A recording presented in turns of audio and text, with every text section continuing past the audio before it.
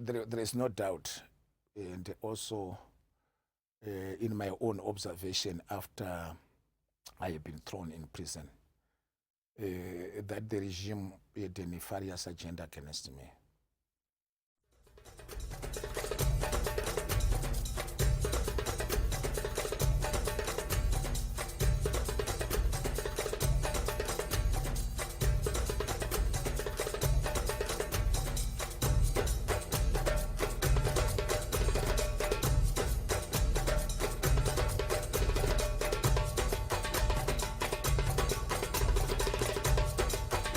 You are watching Channel Africa Conversations. I'm not a pretender.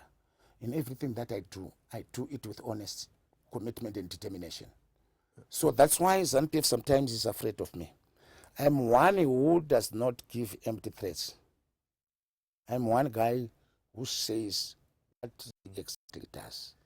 I don't give empty threats. Hello and welcome to Channel Africa Conversations. I'm your host, Peter Ndoro. Today we bring you the extraordinary story of a man whose life has come to symbolize resilience, sacrifice, and the relentless pursuit of democracy in Zimbabwe.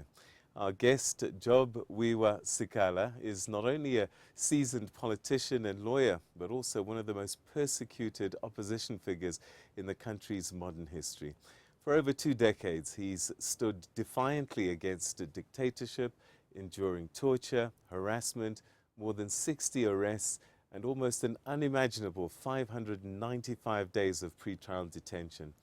His newly released biography, Footprints in the Chains, the life story of Job Sikhala, captures this harrowing yet inspiring journey from his humble beginnings in Masvingo through to his rise as a fearless student leader at the University of Zimbabwe, to his role in shaping the opposition movement and his repeated clashes with the regime. This isn't just the story of one man. It's the story of the high cost of dissent in Zimbabwe, the enduring fight for human rights, and the hope of a better future. Job Sikhala joins us now to reflect on his life, his struggles, and his vision for Zimbabwe. Student politics. A lot of students get involved and debate and march. Did you find yourself naturally gravitating towards leadership in your student days? And this was an interesting time because the MDC was being formed on the horizon. You were a student leader, and it was also your first real brush with death, wasn't it? Yeah, that's very true. Tell me about that period of time, why you chose to be a student leader, and as Chombo described, be a troublemaker. No, you know, it just became natural the moment I arrived at the University of Zimbabwe. I was chosen to become the faculty representative because when I was admitted in 1996 at the University of Zimbabwe, I went there to study history and economic history. So in the Department of Arts, the first 2 weeks that we arrived at the University of Zimbabwe, students were asked to choose one of their own representatives to sit in the faculty board representing the students. I was elected on my first 2 weeks at the University of Zimbabwe to be the representative of students in the faculty body. Not only that, my vigorous and astute representation of the students in the faculty body caused the students also to call upon me to contest and represent them at a broader and a bigger level of the Student Representative Council. When I was first year, we were admitted in March at the University of Zimbabwe when the SRC elections would generally fall in during the period when we open our final semester in August. So in 6 months' time when I arrived at the University of Zimbabwe, there was a huge push from the first years that we want you to get into the SRC and become our voice. Because what we are seeing the lethargic leadership that is there is not dealing with our problems the way you are demonstrating, as our faculty rep in the faculty board. So please contest for you to get into the SRC. And against norm and tradition of the University of Zimbabwe, where first-year students do not derive any form of respect from the seniors at the institution. I contested and challenged them that I'm getting now into the game. And to the shock and surprise of everyone, I won the elections and become the Secretary for Information and Publicity and the spokesperson of the University of Zimbabwe Student Representative Council on my first year. And then during the period of our inauguration as the SRC, we started the revival of the Zimbabwe National Students Union, which later became a huge and vibrant national students movement. Up to present, SINASU still represent that sentimental drive for the student cause in our country. So I contested in the following March when we held our Congress, our first SINASU Congress at the University of Zimbabwe, and won to become again the Secretary for Information and Publicity and its spokesperson. And this has been done during the period of my first year at the University of Zimbabwe, because I hadn't yet reached the march for me to complete my first year. So I became both elected into student leadership during the period of my first year at the University of Zimbabwe SRC, and got elected into the National Students Movement on my first year again. And naturally, it gave me energy on the basis of the trust which students had bestowed upon me. When you are elected into leadership, you must deliver for them to continue giving you responsibilities and the continuation of the leadership. And then I ended up being elected the Secretary General of the Student Representative Council on my second year at the University of Zimbabwe. So I continued into the student leadership role from 1996 until the year that we graduated in 1999. Right. And after my graduation in 1999, that was the period when the MDC was also being formed.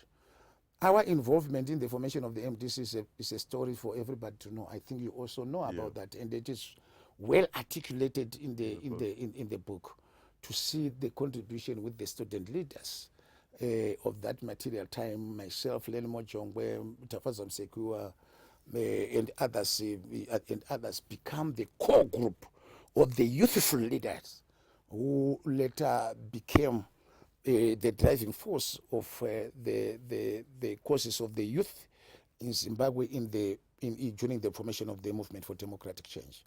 So, like destiny says, you cannot stop people's destiny and the way they will be able to end up to. I became a member of parliament after my graduation from the University of Zimbabwe in September 1999. I became a member of parliament. 6 months down the line, we were elected into parliament. Myself, Lenmo Jongwe, and Tafazam Sekua, and we made history that from graduating from the University of Zimbabwe straight into parliament, where we started to become legislators in our country. It became huge news in our country that the three former student leaders have won elections, not only national elections. We started winning when we were still at the party level, at the primary elections level. We beat seasoned elders there, and we contested against big Zanu-PF persons at the general elections in June 2000, and we thumped them. We thumped them thoroughly in 2004, and we were in parliament at very young and tender age, and it became excitable news in the country, and then we became the motivated drivers of the youthful wing of the MTC at that time. Although we were occupying positions in the national executive, like for myself, I was the Secretary for Security and Intelligence in the main board of the national executive of the MTC at a very tender age of 27 years old. and driving the MDC, intelligence and security portfolio at that material time, fighting against a well-established government like Zanu-PF, which had built its security infrastructure from 1980 to 2000. It is 20 years, and also during the period of the liberation, to build its security wing. But all that role and duty was bestowed into my hands for me to lead that powerful position. Len Mojongo was also allocated to lead a powerful position, being the spokesperson of the MDC in 2000, which was, become the brand ambassador of the MDC at that very young age. And he was 24 years at that material time. It was not a joke for our generation to have been given those responsibilities during the formation of the MDC. So having been given those kind of responsibilities in the way how we managed to drive the struggle at that time. Zanu-PF also, coming back to the question that you asked me, on why you have always been the target of Zanu-PF. Zanu-PF was worried when I was given the portfolio of intelligence and security in the MDC at a very young age. So to them, they understand power. Right. And those people who understand power on how to obtain and get it, you know that intelligence and security plays a very critical role for you to be able to navigate and understand the matrix of power and how you can get the transfer of power from one political organization to the other. So they were shocked with the security and intelligence infrastructure that I had to put throughout the country for the MDC. Right. So the sophisticated security and intelligence infrastructure for the MDC that I put silently within the MDC was discovered by Zanu-PF. And they thought this guy is very dangerous. Let's sort him out. Let's sort him out. That's why accusations like Job Sikhala is training the Red Army for him to remove the regime unconstitutional and so forth started to emerge from them because they got panicked. They want, Zanu-PF is like a parent who loves beating his children. When you beat your child, you don't expect him to hit back. When you are an individual who does not accept yourself to be abused, and say enough is enough, and they have a pushback against Zanu-PF, they get panicked. They want to beat the people of Zimbabwe, and they enjoy seeing them crying and wailing without a pushback. So when you were stabbed as a student leader in by the Chitungwiza, CIOs in Chitungwiza, a lot of people might have said, this is serious now. It's one thing to be an activist, but now to have my life threatened directly. You chose the hard road. Why? When you, at that stage, you had had enough warning that what lay ahead of you was going to be the most difficult period of your life. The issues that you must understand is that when we are all born, God has created us with different callings.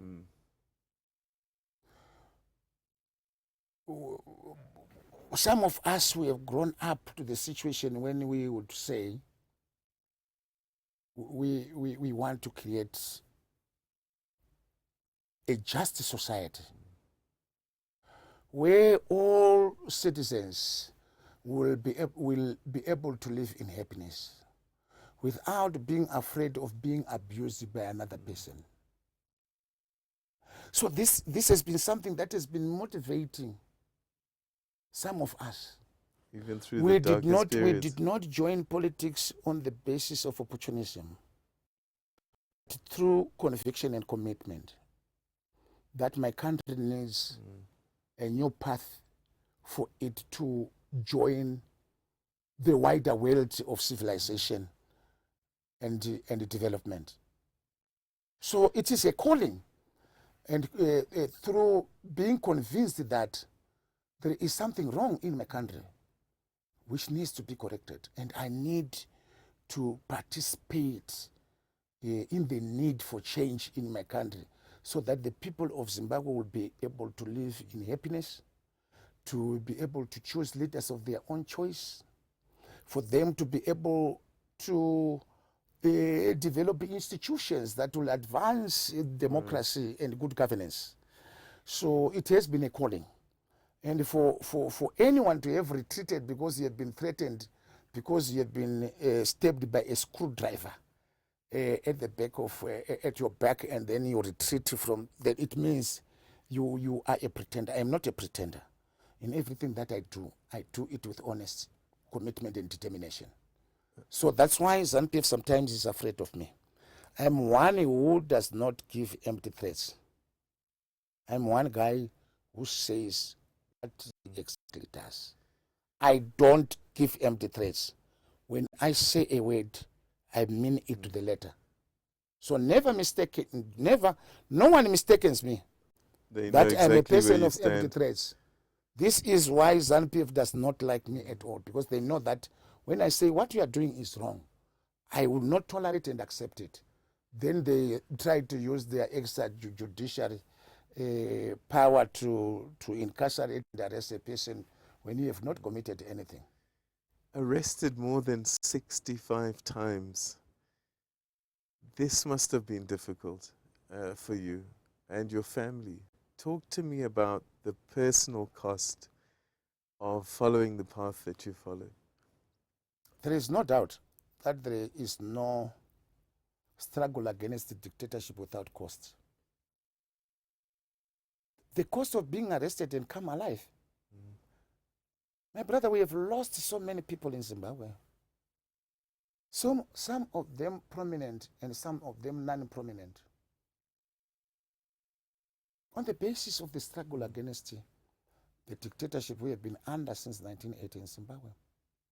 There are many Zimbabweans who have lost their lives. If you go at the back, at the appendix at the back of the book, there is a roll of honor. There is a roll of honor of all those people who have been killed for no any apparent reason except belonging to the opposition.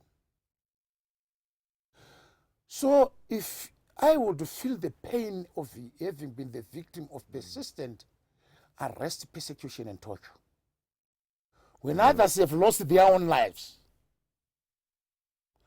it would seem as if I have been an opportunist in the struggle. I have joined this struggle with absolute and total commitment for the emancipation of the people of Zimbabwe. We need happiness. We need all of us to have our homes. We don't enjoy seeing our brothers and sisters being maltreated in South Africa here, being treated as if they are subhumans, being called all these names like Makwere, being undermined. They are undermined on the basis of the bad politics back home. If our politics was correct, you would not have seen any Zimbabwean in this country. Zimbabwe is one of the richest countries in the region. It has 62 minerals. There is no any country with minerals more than Zimbabwe except the DRC, the Democratic Republic of Congo. Every important mineral is found in Zimbabwe. Zimbabwe's economy will blossom to more than even those Scandinavian states within a period of 5 years if the country is under the hands of a proper leadership that does not steal from its own citizens. But what we have been having from 1980 up to present are criminals and thieves who have been stealing our national resources and siphoning them outside the country. And there are quite a lot of, lots of money that have been externalized in Zimbabwe into offshore accounts, either into banks here in South Africa, in the British Virgin Islands, in the banks in Mauritius, in the Far East Asia, in Singapore, in Hong Kong, and many other countries. Right. There are billions and billions of money that has been, siphoned to offshore accounts. The money that could develop Zimbabwe. Do you know the total amount of money that has been siphoned out of Zimbabwe into offshore accounts by the thieves and criminals currently benefiting out of the regime to offshore accounts would make Zimbabwe's economy tilt to a certain level if all that money is repatriated back. Right. So what happened to the opposition? The opposition is there. And the confusion that I've seen existing in many people is that they don't understand what opposition is. They are defining it from a narrow point of view. A narrow point of view where they think that an opposition is the gathering of individuals announcing themselves that we have formed a certain political organization. Unbeknown to them, that is not opposition. This is a gathering of one or two people in pursuit of one common agenda. But opposition, on a broader sense, which I want you to understand today, is the state of mind and heart of the society and the community. The opposition in Zimbabwe, in this concept that I'm telling you, has developed to a huge extent, whereby 98% of the Zimbabwean population do not like Zanu-PF, do not believe in Zanu-PF. That's why you realize that even in the social media platforms, they hire street waves and some dullards to come and trying to defend their. But what at least you would realize is that if you was to see the people who would even view their own posts on social media, there will be a minute minority to demonstrate that no one no longer believes in them. So the mindset and the heart of the Zimbabwean people is at the right position. And having the masses of our people's mind and heart being at the rightful people, there is no anything that we need. What is only needed is to harvest that mindset in the heart. And the time shall come when the mind and the hearts of the people of Zimbabwe will get organized into an entity that will be unstoppable. There is no doubt about that. That the mindset of the Zimbabwean people at the moment, the feelings of their hearts are going to be delivered at a particular point where no one will be able to stop it. A lot of your struggles, your fights for democracy are very public and very well known. I'm sure there's a lot of people who want to know, after coming out of jail, what is Job Sikhala doing now? What is this National Democratic Working Group? No, thank you very much. The National Democratic Working Group is an idea born out of my massive study and reading in prison. What happened is that when I was in prison, I had to find solace by drowning myself into reading. I read like no one's business. Never again shall my mind be saturated with such amount of data and detail like what happened to me during the period when I was in prison. I read substantially a lot of political material, all the books and everything that would assist me, my lawyers, my friends, colleagues, and many other people, including even I'm now divulging it, including even prosecutors who have been used to prosecute me at the courts. Wow. They smuggled books and reading material for them trying to convey a message to me that what we are doing to you is not the wishes of our heart, but we want you to read this book and this political literature for you to understand the mindset of what is happening to us. We are being forced to persecute you, but to be very frank with you, there is no case or anything here. We are only just trying to be used, and they smuggled quite a number of men reading materials for me in prison that I was able to read and able to get views about how a proper mass democratic struggle can be waged against dictatorship. So in the lot of reading of political literature in prison, I later realized that there is no any successful struggle that will be able to be waged against an entrenched dictatorship except in a serious and thorough, patient and meticulous investment into the people power and the masses. The masses are the owners of the struggle. And as the owners of the struggle can only be won when the masses themselves carries and owns the struggle itself. For example, you know what? When I came out of prison, I was given invitations by several organizations, individuals and political organizations, political leaders. When I came here in South Africa, I met a number of many political actors and political players. Every senior political leader in South Africa, I met them. And when they wanted to hear my story of my persecution for 2 years in prison, I told them that the history of South Africa must define the truth of where power lies to liberate masses from the jaws of dictatorship. The power lies in the masses. So he who understands the power of the masses knows the politics of negotiating, of translating popularity into power.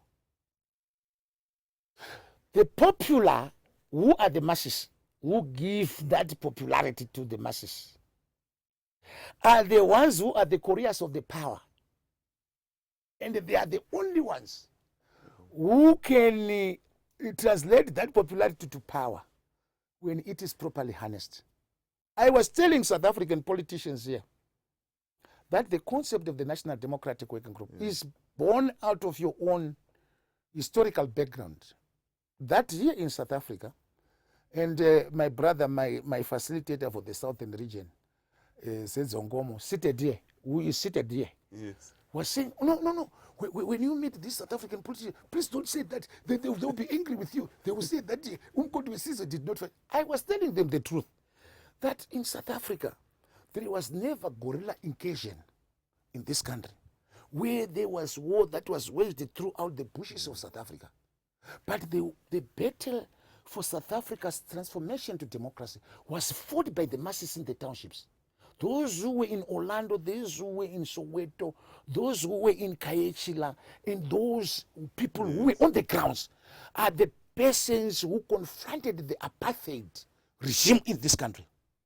Them Congolese were just seated in refugee camps in Angola, in Zambia, and Tanzania, and in Zimbabwe. They never had, the only first attempt for them to have a guerrilla incursion in this country was only attempted by the iconic hero of this country, Chris Hani, when they engaged in the battle for Wanki with the Zebra forces, when they wanted to create a route for them to come and fight in Mozambique, here in South Africa.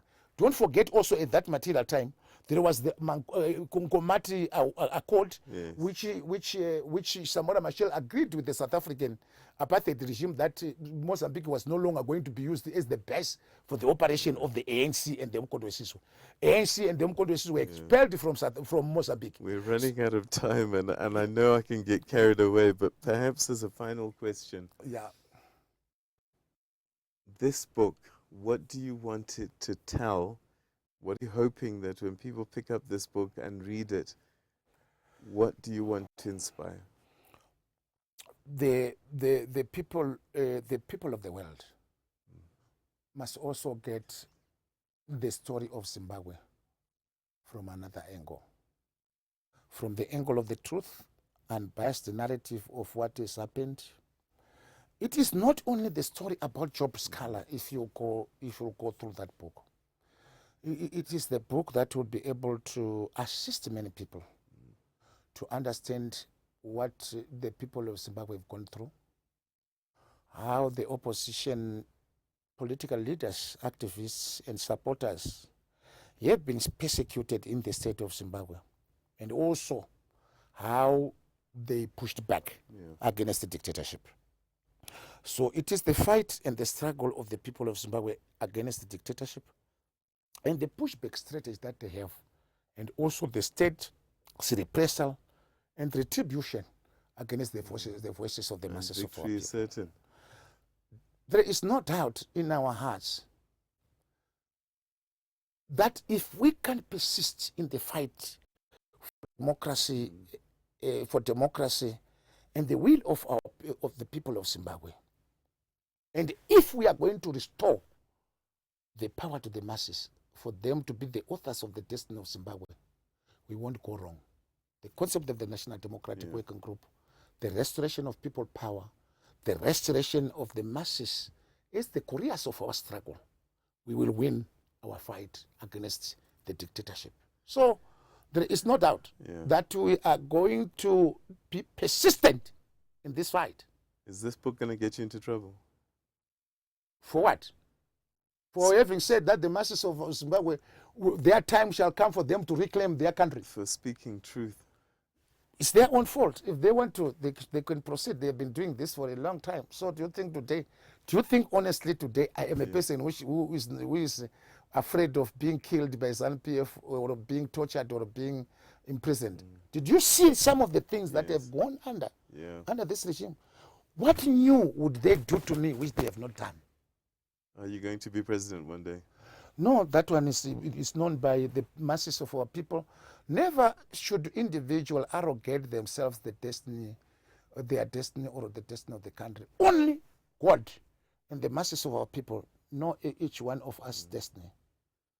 And never should the people arrogate their wishes as the wishes of the masses. Power is bestowed upon leaders by the masses for them to have authority, currency, and leadership of the country. So on that one, I wait for the call from the people. Not the call from the people. When God decides on what to do about Zimbabwe, it is God's wish, not my wish. So I could not tell you that in my mind it has ever crossed my mind. It hasn't yet crossed my mind. I only just commit myself to continuously and persistently fight for the causes of the masses of our people. I know I keep saying last question, but you're in South Africa's parliament. You've got 2 minutes to address them. What is the most important message to the South African parliament and parliaments across the continent? No, is that don't underestimate the struggle the people of Zimbabwe are under. The people of Zimbabwe are under a colossal dictatorship. The people of Zimbabwe have no basic rights at all. It is the duty of each and every one of us, understanding the background of about how our liberation struggles have been fought in the region, where states and nations have been supporting each other. We look for their support to speak against the excesses of the Zimbabwe dictatorship against its own citizens.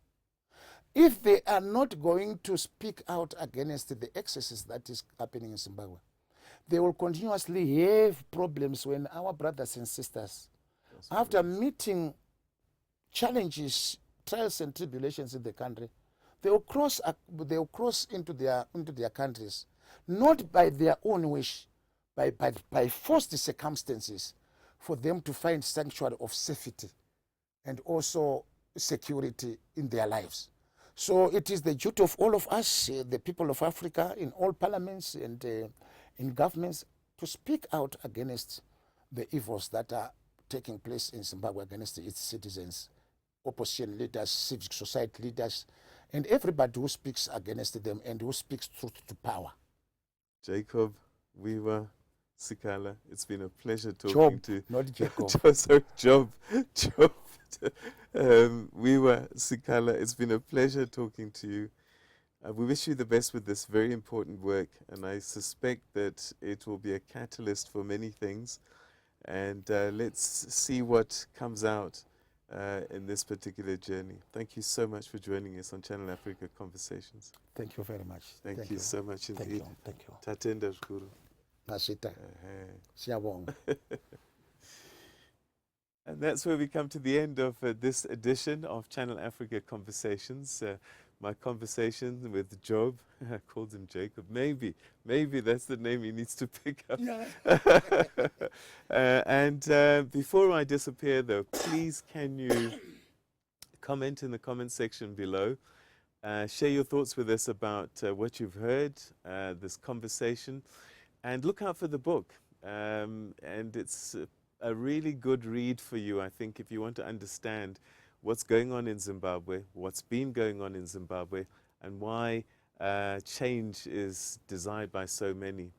But we also want to know what else you'd like to hear on the program. And so on the screen, you're seeing the social media platforms and our email address that you can use to communicate with us. And we'll take all of your thoughts on board. From me and the team, until the next time, goodbye.